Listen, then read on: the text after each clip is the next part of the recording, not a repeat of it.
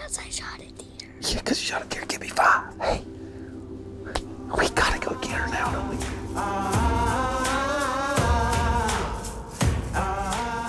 My dad, to me as a young kid, from the earliest I can remember, he was the man I looked up to. He was my role model. I wanted to be like him.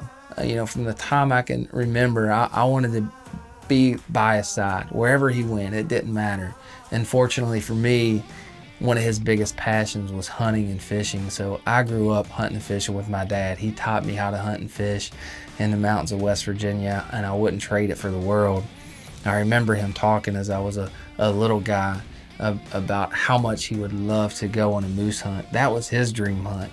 So for me, that naturally became my dream hunt as well. In 2017, I finally got the opportunity to go on a moose hunt. Shortly before I left, my dad's health started to take a turn for the worse, and I was thinking about backing out of this trip. But I remember him looking at me and saying, you're going on this moose hunt. This is something I wanted to do my whole life. I haven't been able to do it. You have the opportunity.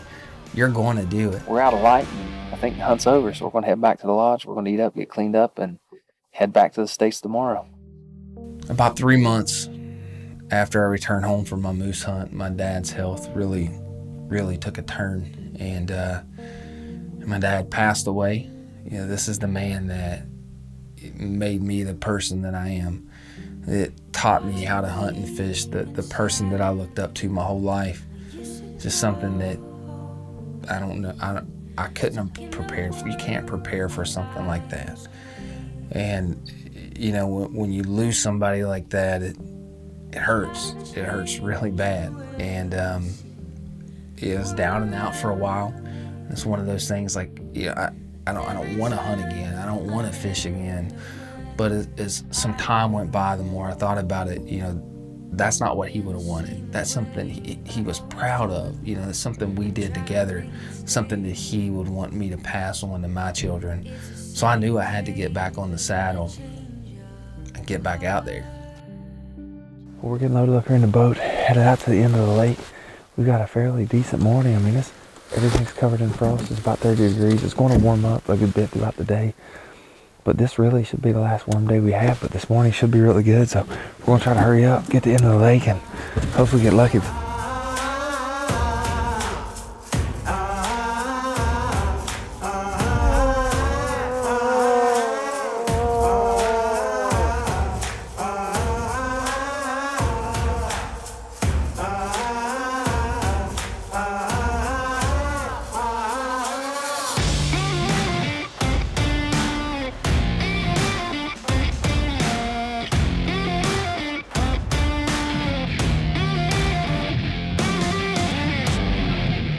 My dad didn't have a lot of possessions to leave behind.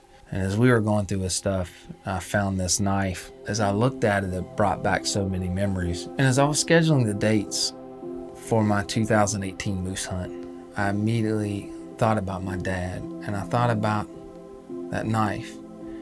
And I thought, you know, what better way to honor my dad than to take his knife to British Columbia and put it to use when I fill my first moose tag.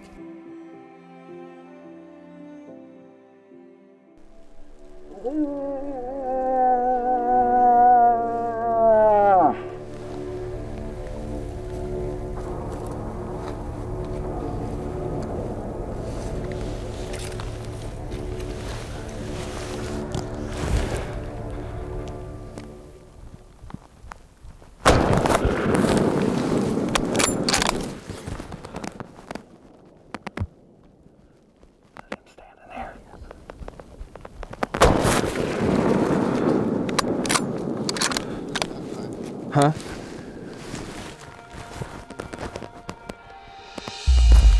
Last day, man, we did it. First moose. Right. Oh man, I'm shaking like a leaf. Oh. Dude, I want to cry, man. I knew as long as I dreamed of a moose hunt that when I got my first moose, it was going to be emotional, but I wasn't prepared for the moment when I actually got his knife out to cut that moose tag, just knowing that, you know, that was his dream hunt.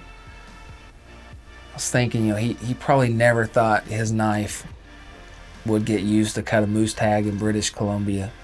And at that moment, I knew my old man was in heaven, smiling from ear to ear.